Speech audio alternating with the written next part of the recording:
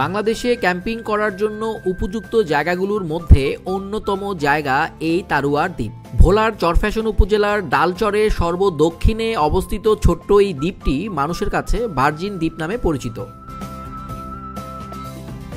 এই নাম কিন্তু এমনিতেই আসেনি।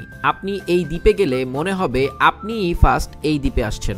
যারা নিরিবিলি থাকতে পছন্দ করেন এবং নিজেকে কিছুটা সময় দিতে চান তাদের জন্য এই জায়গাটা সবচেয়ে বেস্ট।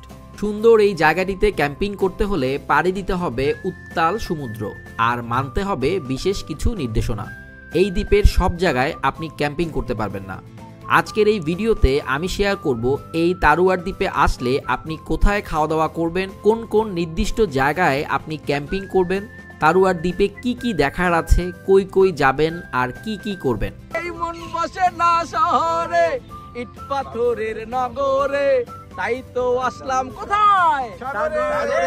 তাই তো আসলাম সাগরে, তাই তো আসলাম সাগরে।